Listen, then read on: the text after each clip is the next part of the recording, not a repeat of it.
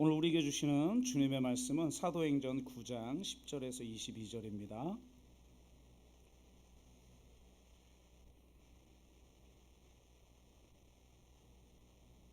사도행전 9장 10절에서 22절까지의 말씀입니다. 우리가 조금 빠르게 읽도록 하겠습니다. 같이 읽습니다. 그때에 다메섹에 아나니아라 하는 제자가 있더니 주께서 환상 중에 불러 이르시되 아나니아야 하시거늘 대답하되 주여 내가 여기 있나이다 하니 주께서 이르시되 일어나 집가라 하는 거리로 가서 유다의 집에서 다섯 사람 사울이라 하는 사람을 찾으라. 그가 기도하는 중이니라. 그가 아나니아라 하는 사람이 들어와서 자기에게 안수하여 다시 보게 하는 것을 보았느니라 하시거늘 아나니아가 대답하되 주여 이 사람에 대하여 내가 여러 사람들에게 듣사온즉 그가 예루살렘에서 주의 성도에게 적지 않은 해를 끼쳤다 하더니 여기서도 주의 이름을 부르는 모든 사람을 결박할 권한을 대제사장들에게서 받았나이다 하거늘 주께서 이르시되 가라. 이 사람은 내 이름을 이방인과 임금들과 이스라엘 자손들에게 전하기 위하여 택한 나의 그릇이라. 그가 내 이름을 위하여 얼마나 고난을 받아야 할 것을 내가 그에게 보이리라 하시니 아나니아가 떠나 그 집에 들어가서 그에게 안수하여 이르되 형제 사울아 주 곧 내가 오는 길에서 나타나셨던 예수께서 나를 보내어 너로 다시 보게 하시고 성령으로 충만하게 하신다 하니 즉시 사울의 눈에 비늘 같은 것이 벗어져 다시 보게 된지라. 일어나 세례를 받고 음식을 먹음에 강건하여 지니라. 사울이 다메섹에 있는 제자들과 함께 며칠을 있을새 즉시로 각 회당에서 예수가 하나님의 아들이심을 전파하니 듣는 사람이 다 놀라 말하되 이 사람이 예루살렘에서 이 이름을 부르는 사람을 멸하려던 자가 아니냐.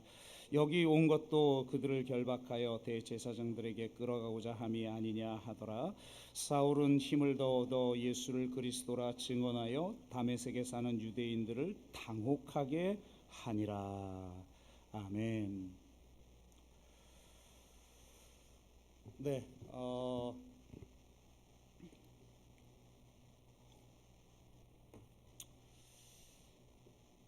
제가 짧게 설교하는 게 거의 불가능한 사람이잖아요.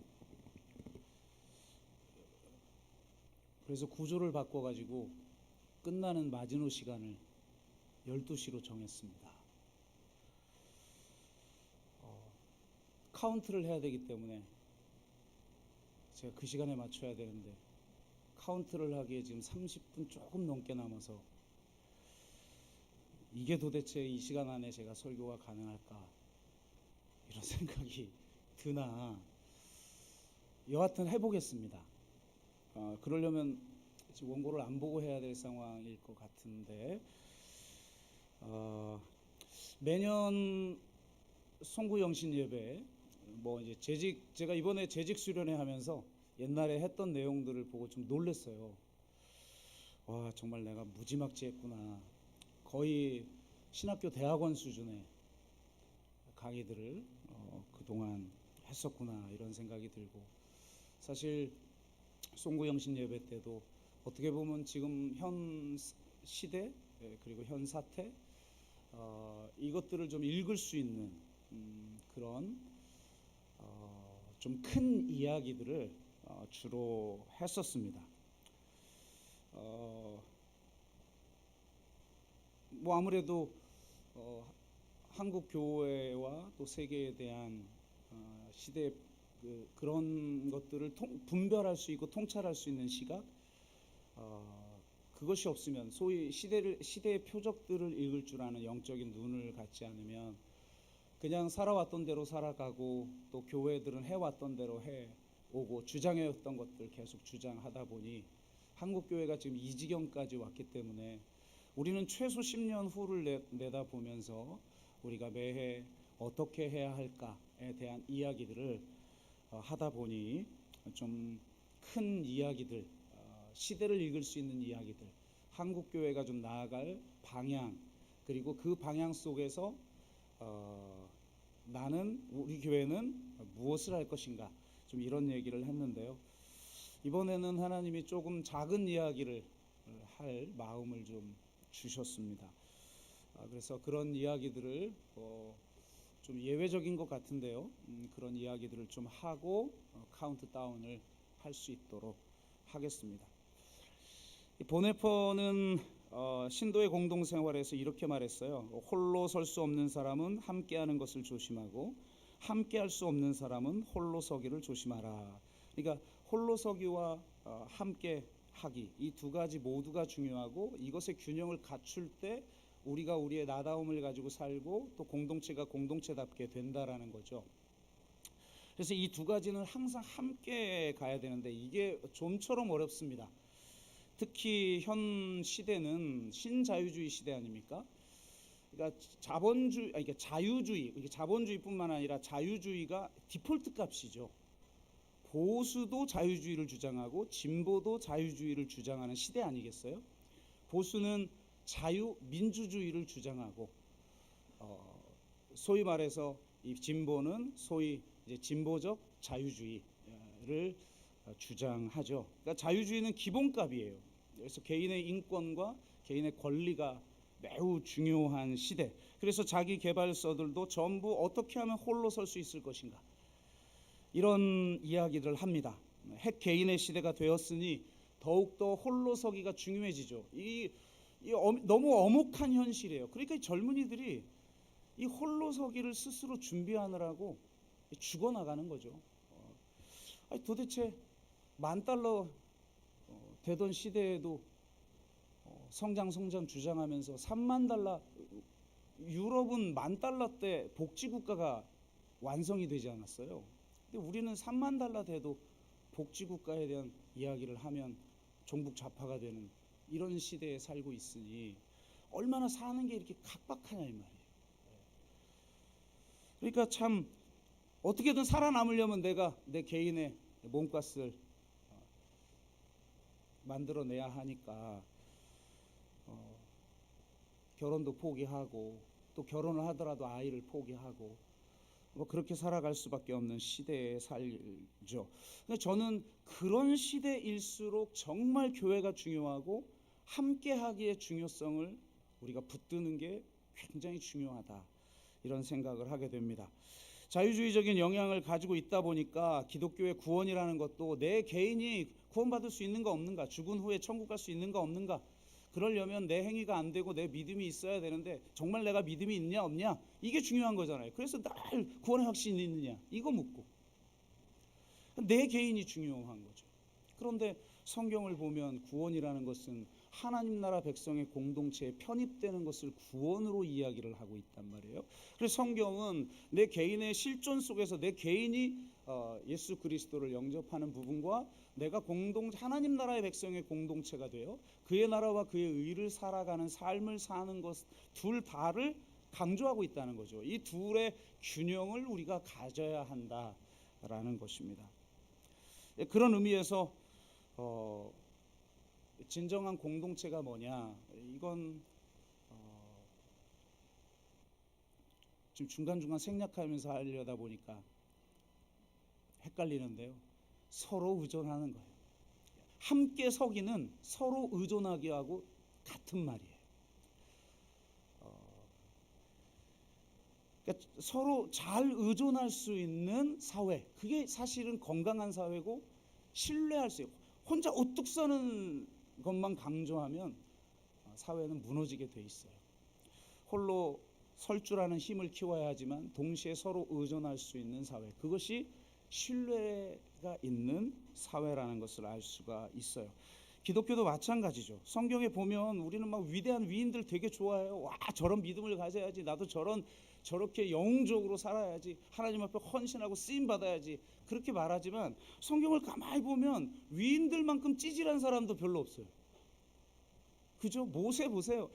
하나님이 직접 떨기나무 가운데 임하여서 내가 너를 통하여서 이스라엘을 구원하겠다고 그러니까 아유, 나는 입이 마무 굳고 말도 못하고요.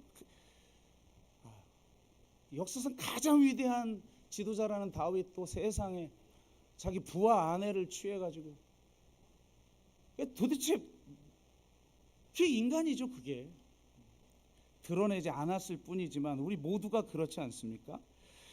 역사상 가장 위대한 사도 바울이죠.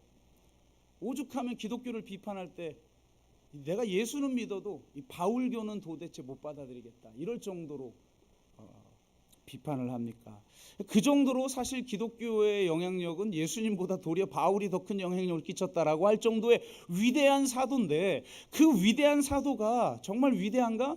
그 사도행전 보고 그의 서신서를 보면 이 친구도 엄청 찌질해요. 세상에 자기가 예루살렘에 갔을 때 사도들이 예루살렘을 핍박하는 자라고 상종도 안 했는데 그를 제자들에게 끌고 가지고 연결해 준 사람이 바나바인데 세상에 바나바하고 싸워가지고 서로 깨졌잖아요. 찌질함의 극치를 가지고 있는 사람. 그러나 여하튼 사도 바울만큼 위대한 업적을 남긴 사람도 없죠. 그런데 가만히 성경을 보면, 제가 이번에 사도 바울의 회심 사건이 나오는 9장을 묵상하다가 후반부를 보면서 이게 하나님이 우리 교회에 주시는 말씀이겠다 이런 생각을 가졌어요. 아주 작은 이야기 같은 거죠. 역사상 가장 위대했던 사도인 바울도 실제로는 누군가에게 의존하는 존재였다는 거예요. 자, 오늘 우리가 읽은 본문만 해도 그 의존했던 존재가 누구예요? 아나니아라는 사람이죠. 아나니아를 통해 그는 치유되고 사명을 받고 함께 사명을 감당할 공동체의 편임이 됩니다. 여기만 나와요. 아나니아 바울을 도와주는, 그리고 사라져요. 여러분, 교회라는 게 뭐 대단한 사람들이 모이는 곳 아니에요. 여러분 대단합니까? 저도 목회하면서 초대형 교회도 있어 봤고, 초대형 교회 뭐 기라성 같은 대기업에 있는 장로들, 그 다음에 이런 특검 할 때 그 대기업 오너들을 앞에서 취조하는 검사, 이런 사람들 다 성도들로 있었는데, 대화하다 보니까 내적 실수양에 와가지고 막 눈물 콧물 흘리면서 하고 막 회개하고 그러면서 자기 약점들 고백하고, 드러내지 않아서 그렇지 참 우리가 다 연약한 존재들인 거죠. 그러니까 서로 뭔가 대단한 사람들이 그냥 홀로 선 사람들끼리 모여가지고 서로 유익이 되는 것들을 나누는, 제가 핵개인을 쓴 사람이 최근에 호명사회라는 책을 써서 좀 읽고 있는데, 너무 뻔한 얘기, 참 저 정도 얘기는 나도 하겠는데, 그 사람은 유명해서 베스트셀러 되고 저는 이름도 없이 빛도 없이 그러고 있는데, 아니 완전히 홀로 호명사회, 자기 이름을 완전히, 자기 이름이 브랜드가 된 사람들끼리 모여가지고 서로에게 도움을 줄 수 있는 그런 사회에 대한 이야기를 하는데, 사람이 공동체를 안 해봐서 그래요. 그런 낭만적인 얘기로 공동체가 되는 게 아니죠. 진짜 우리가 연약한 존재라는 사실. 그래서 내가 누군가의 도움 없이는 여기에 설 수 없는 존재란, 내가 누군가에게 의존하지 않고는 설 수 없는 존재임을 철저히 인정한 사람들이 모였을 때만 공동체는 시작이 되는 거예요. 그 사람이 바로 아나니아였어요. 그래서 저는 우리가 모두가 한번 아나니아가 돼서 한 명도 예외 없이 서로가 서로에게 아나니아가 돼서 서로를 세워주는, 서로가 서로를 온전히 의존할 수 있는 그런 진짜 믿음의 공동체, 신뢰의 공동체가 되어야겠다, 이런 마음을 갖게 되었어요. 자, 그래서 그 두 가지 이야기를 좀 하고자 하는데, 앞부분은 하나님이 아나니아에게 나타나서 다섯 사람 바울을 찾아가라 라고 얘기를 해요. 그러면서 소개하는 게 뭐라고 소개하냐면, 이 사람은 내 이름을 이방인과 임금들과 이스라엘 자손들에게 전하기 위하여 택한 나의 그릇이라. 그가 내 이름을 위하여 얼마나 고난을 받아야 할 것을 내가 그에게 보이리라, 이렇게 말하고 있어요. 하나님이 택한 그릇이라는 거예요. 여러분 모두가 하나님이 택한 그릇인 줄로 믿습니까? 아멘? 네. 하나님의 택한 그릇. 도대체 하나님은 어떤 사람을 택할까? 그래서 이 말씀을 딱 읽으면서 하나님이 택하시는 장면, 모세를 택하시는 장면, 그 다음에 다윗을 택하시는 장면, 이것들을 찾아서 묵상해 보니까 이 다윗을 택하시는 장면이 이게 좀 오버랩이 되더라고요. 여러분, 다윗 선택하는 장면 사무엘상 16장에 나오는데, 이세의 아들들이 어떤 사람이 이제 왕으로 세우라는 명을 받고 사무엘이 그 이세의 가정에 간 거 아니에요. 그래서 아들이 하나씩 나와 심사를 받는데 사무엘 같은 영적인 사람, 정말 전무후무한 사람 아니에요. 사무엘은 그런 사람이 딱 보기에도 엘리압을 딱 보고, 야, 이건 그냥 왕상이다. 이때부터 사주팔자가 있었나. 하여튼 이런 거 쫓으면 이렇게 나라꼴이 이렇게 되는 거예요. 그게 아니라 영적으로 딱 보기에, 이 사람이 딱 보기에도 그냥 왕감인 거예요. 이 사람이야말로 하나님의 사람이구나, 그렇게 생각을 했는데 하나님이 그에게 이렇게 말합니다. 너무 유명한 구절이죠. 우리들이 베리베리 좋아하는 구절. 사무엘상 16장 7절. 사람은 외모로 보거니와 나 여호와는 중심을 보느니라. 얼마나 위로가 되는지 모르겠어요. 역시 하나님은 그래, 외모를 보지 아니하시지 중심을 보시지, 이러고 읽어 나가는데 배반감. 결국은 다윗을 선택하는데 다윗을 이렇게 얘기하더라고요. 16장 12절. 그의 빛이 붉고 눈이 빼어나고 얼굴이 아름답더라. 18절. 수금을 탈 줄 알고 용기와 무용과 구변이 준수한 자라. 그러니까 전사이면서 시인이라는 거 아니에요. 엄친아야 갖출 건 다 갖췄어요. 더군다나 엄청 아름답게 생겼어요. 외모를 취하지 않는다며. 아주 그 배신감을 주는 그런 구절인데요. 여러분, 이 말이 무슨 말이냐? 두 가지 말이 있죠. 외모를 사람을 외모로 취하지 아니한다라는 뜻이에요. 로마서 2장 11절에 있는 말씀인데, 이 말은 무슨 말이냐면 공평하게 판단한다는 거예요. 대표적인 구절들이 신명기 구절들인데, 신명기 1장 17절. 너희는 재판할 때 외모를 보지 말고 귀천을 차별 없이 듣고. 신명기 16장 19절. 너는 재판을 굽게 하지 말며 사람을 외모로 보지 말며 또 뇌물을 받지 말라. 그러니까 여러분, 법의 여신 디케를 보면 눈을 가리고 있잖아요. 왜? 외모로 취하지 않고 공평하게 판결하게 하려고 그러는 거죠. 하나님이 그런 분이시라는 거예요. 하나님은 공평한 하나님이라는 거예요. 또 하나는 중심을 본다는 말이 있는데, 외모를 취하지 않는다는 뜻과 중심을 본다는 말이 있는데, 번역은 이렇게 돼 있죠. 그런데 여러분, 이게 중심을 본다는 말이 아니에요. 사람은 외모를 보거니와라고 돼 있는데, 그 외모가 외모라는 말이 아니라 두 눈이라는 말이에요. 그러면 원어를 해석해 보면 이게 말이 안 되는 게, 사람은 두 눈을 보거니와, 말이 안 되잖아요. 그죠? 그러면 외모를 보는 게 아니고 사람은 외모를 보고 하나님은 중심을 본다가 번역이 잘못된 거죠. 왜냐하면 앞이 번역이 말이 안 돼요. 사람은 두 눈을 본다. 아니죠. 두 눈으로 본다죠. 그러면 뒤도 바뀌어야죠. 하나님은 중심을 본다가 아니라 하나님은 중심으로 본다는 말이에요. 그 중심이라는 말을 보니까 성경은 심장이라고 돼요. 원어가. 그러니까 사람은 두 눈으로 보는데 하나님은 심장으로 본다는 거예요. 하나님의 심장. 하나님의 심장이 뭡니까? 사랑이에요. 우리가 감당하지 못할 급진적 사랑. 앞에 공평이라는 건 미슈파트예요. 뒤에 하나님의 그 사랑은 최대크죠. 급진적 사랑이 성경에서 말하는 하나님의 의예요. 인간이 감당할 수 없는 사랑. 하나님의 심장으로 다윗을 보니 다윗이 그 하나님의 심장에 가장 가까운 존재라는 거예요. 그럼 다윗이 하나님의 심장에 가장 가깝다는 게 뭘까? 저는 이 제자들의 부르심을 가만히 보니까 이런 거였구나. 여러분, 베드로를 하나님이 선택하잖아요. 바울도 선택하는데 가만히 보면 아무나 쓰는 거 아닌 것 같아요.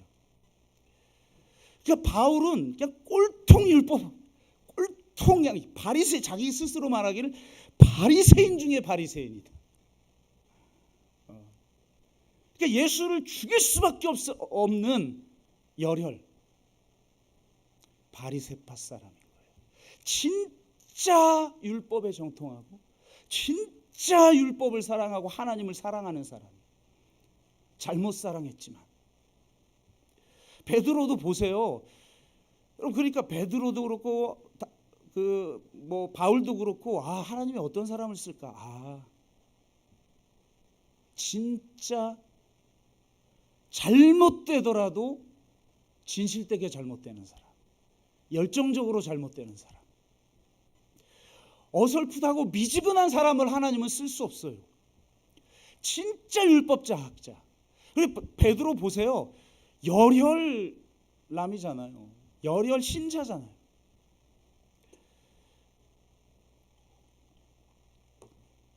다른 사람은 다 부인해도 나는 부인하지 않을 것이다. 예수님을 잡으러 오니까 혼자 칼을 빼가지고 말고의 귀를 치고 혼자 예수님을 잡으러 온 그 군사들을 대적하는 사람이에요. 여러분, 이거 아무나 할 수 있는 게 아니에요. 그런 사람, 물론 결국은 무너져서 예수님을 배반했어요. 하지만 배반한 후에 예수님이 찾아왔을 때 너 나를 사랑하느냐라고 했을 때 심지어 배반은 했어도 그는 이거 하나만큼은 자기가 내가 배반했고 도대체 고개를 들 수 없어서 이렇게 부활하신 주님을 만나고도 내가 저 갈릴리에 와서 그물을 던지는 일을 하고 있지만 내가 주님을 사랑하는 것만큼은 주님이 압니다. 아니, 어떻게 주님을 배반하고도 그렇게 대답해요? 근데 그게 진짜라는 거예요. 우리가 연약해서 배반할 수는 있어도 어설프하게 믿지 않았다는 거예요. 베드로는 십자가가 뭔지, 진짜 예수님이 뭘 하러 오셨는지 모르지만 최소한 그는 정말 예수님을 사랑했던 사람, 진짜 하나님을 사랑했던 사람이에요. 자기 의에 사로잡혔고 자기 방식으로 사랑했지만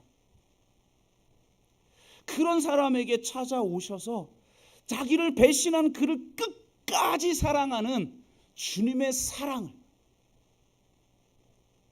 보여주시고 죽음보다 강한 그 사랑을 경험시켜 그의 존재가 그 사랑으로 화학적 반응을 일으켜 완전히 새로운 존재가 되게 하도록 하신 거죠.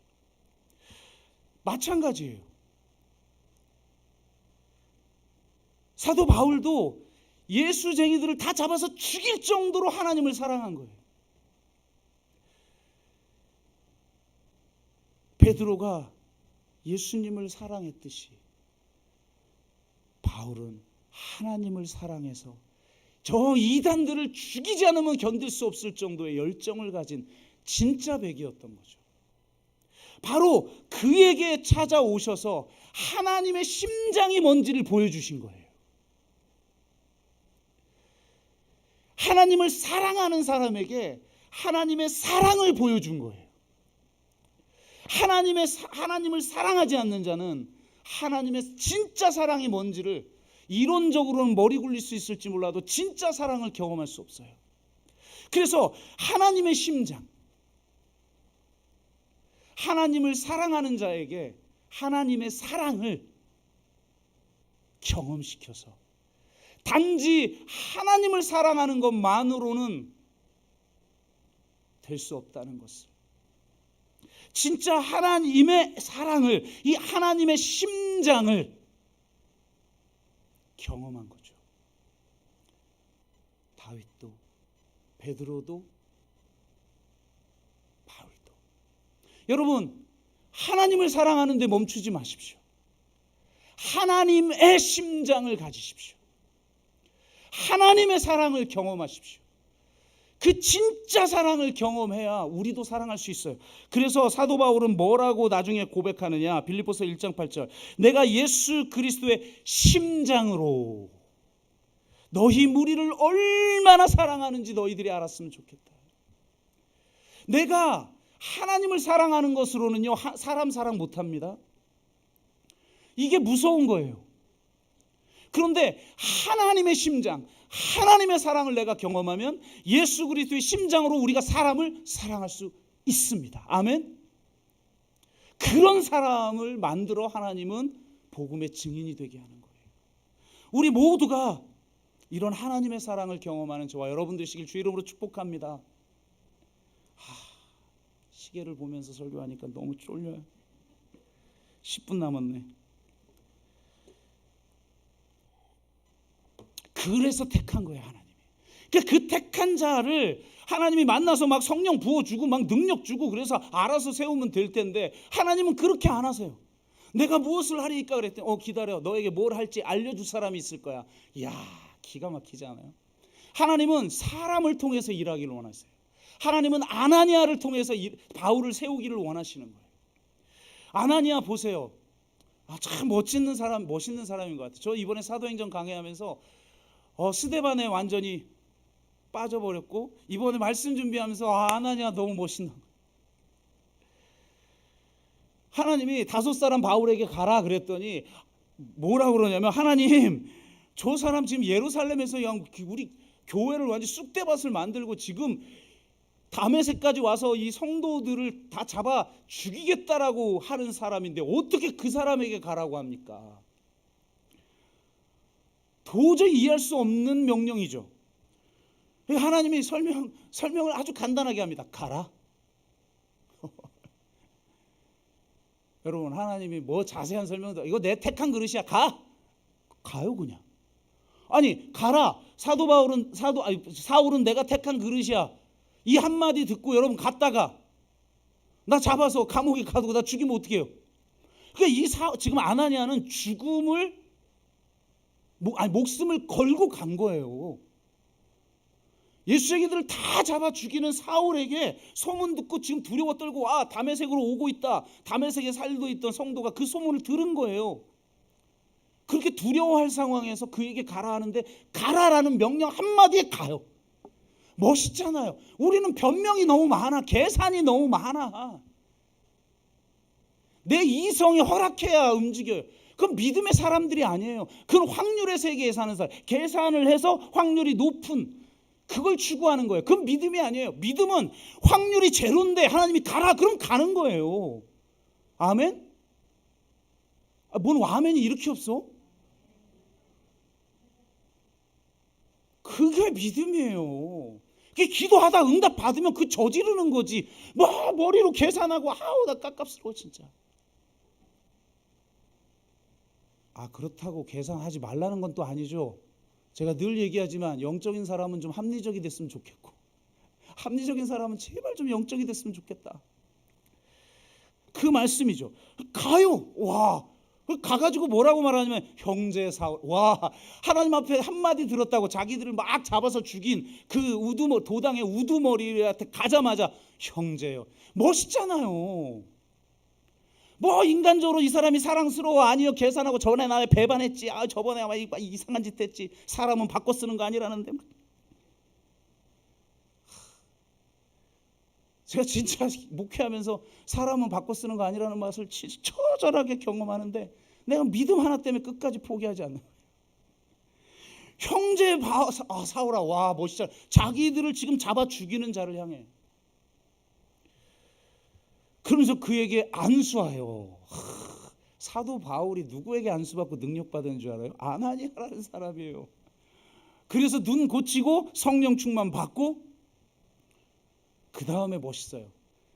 자기는 믿음이 뛰어나니까 그렇게 사울을 수용할 수 있지만 나머지는 지금 예수쟁이들을 다 잡아 죽인 사람이 지금 다메섹에 온다는 말을 듣고 두려워하고 있는데 그 다메섹에 있는 성도들의 공동체에 이 사람을 데려가. 그래서 그 공동체 편입시켜버려. 이런 사람 때문에 이 사도 바울이 위대해질 수 있었던 거예요. 그 다메섹에서 오늘 성경을 읽어보면 그러니까 우리 22절까지 읽었는데 그 다음 구절에 보면 여러 날 읽다가 예루살렘으로 도망가. 유대인들이 죽이려고 하니까 도망가는데 그 번역 잘못된 거예요. 여러 날이 아니라 많은 날들이라는 말이고, 갈라디아에서 보면 이 다메섹에 몇 년을 있었다고 그러냐면 3년을 있다고 그래요. 사도 바울이 스스로 갈라디아서 1장에 보면. 그러니까 3년간 이 다메섹 공동체가 사도 바울을 품어주는 거예요. 안전하게. 그래서 그가 마음껏 복음을 전하고 핍박이 있고 그런데 그걸 보호해 준 거예요. 멋있는 공동체 아니에요? 그런 공동체가 있으니까 사도 바울이 위대한 사도로서 설 수 있었던 거지. 그냥 가는 게 아니에요. 나중에 예루살렘에 가서도 마찬가지죠. 사도들이 상종도 안 해. 12제자들이 12사도들이 상종도 안 하니까 그를 데리고, 여러분 소문만 들었어요. 근데 저는 바나바도 믿음의 사람, 영적인 사람이어서 하나님의 음성을 전 들었을 것 같아요. 아나니아처럼. 그러니까 사도 바울을 처음 본 사람인데 사도 바울을 데리고 내가 보증할 테니 이 사람을 받아주십시오.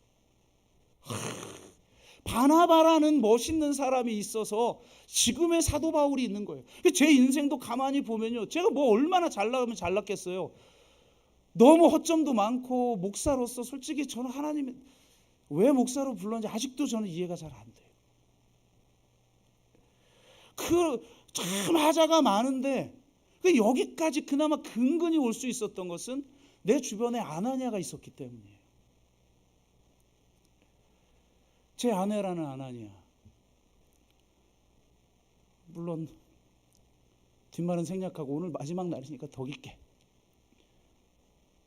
우리 장로님, 우리 집사님, 시서유수 집사님, 헌정 권사님, 송영희 집사님, 이런 아나니아들이 있어서 저를 지켜줬으니까 이만큼이라도 온 거죠.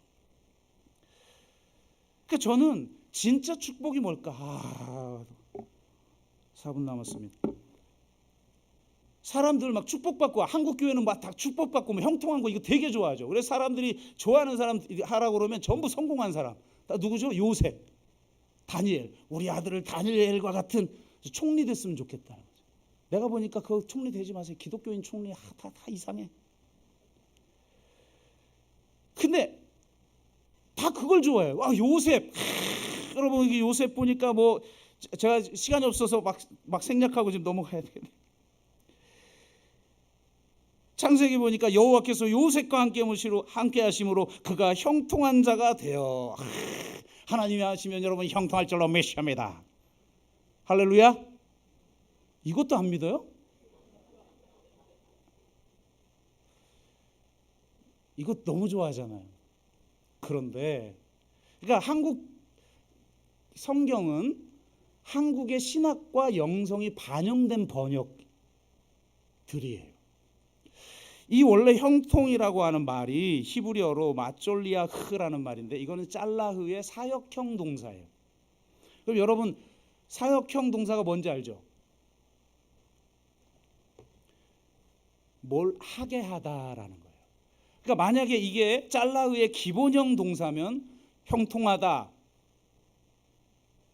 그 다음에 성공하다, 이게 맞아요. 근데 사역형은 뭐예요? 이 목적어로 하여금 무엇을 하게 하다, 이게 사역형 동사죠. 그래요. 국문학 전공하신 분 혹시 제가 잘못한 건 아니죠? 저번에 희응이라고 했다가 제가 아주 제 아내한테 욕을 바가지로 설교 끝나고 해가지고 검증을 좀 받아야 돼. 사역형 그거예요. 무슨 말이냐면 하나님이 함께 하시면 복의 사람이 되는데, 복의 사람이 된다는 게 뭐냐? 내가 막 세상에서 뭐 높아지고 축복받고 그게 아니에요.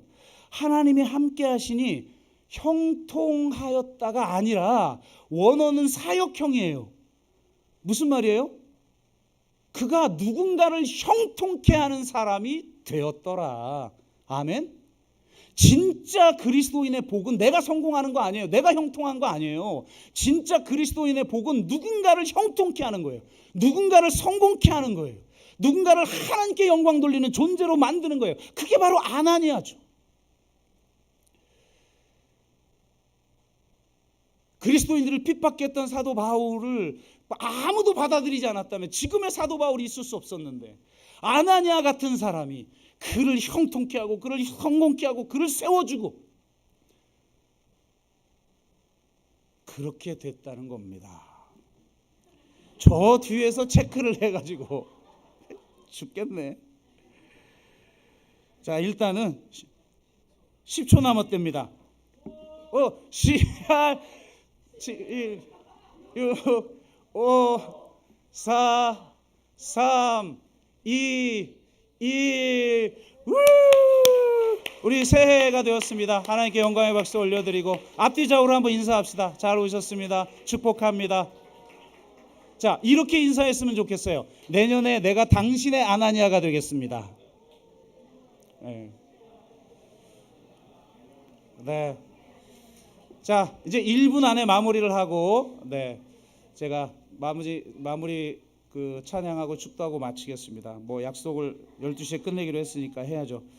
저는 이런 생각을 했어요. 하나님이 왜 항상 송구영신 예배 때는 큰 이야기, 이 시대를 읽을 수 있는 이야기, 그리고 그 시대의 표적들로 인해서 우리 교회는 무엇을 해야 될지 이거를 주셨는데, 어떻게 보면 서로에게 아나니아 되세요, 뭐 이거 뭐 너무 작은 이야기 같잖아요. 그런데 이거에 감동을 주신 이유를 생각해 보니까, 우리 교회가 좀 더 서로가 서로에게 아나니아가 되어 주어서 이 사랑의 네트워크가 좀 더 촘촘해져야 된다.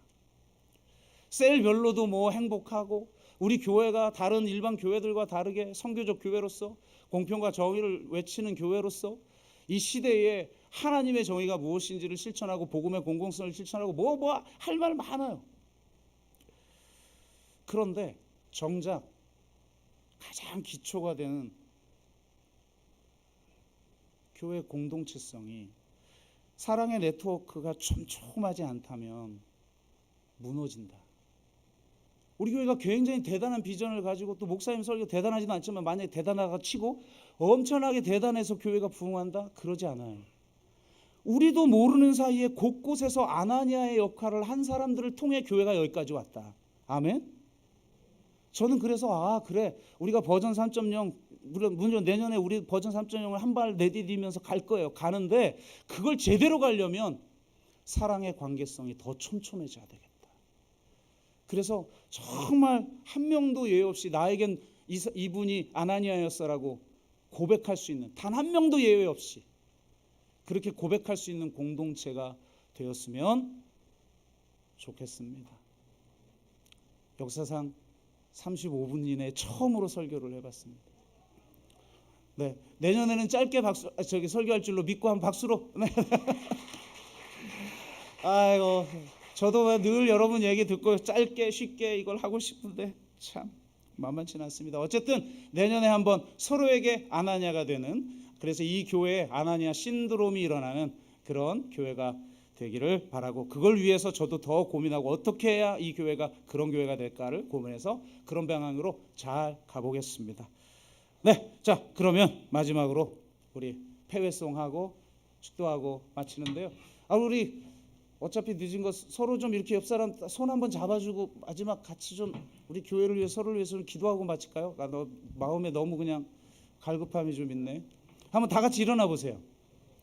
옆 사람들 한번 손을 좀 잡아주세요. 만약에 가족끼리 앉았으면 가족 말고 또 다른 사람에게 한번 찾아가 보세요.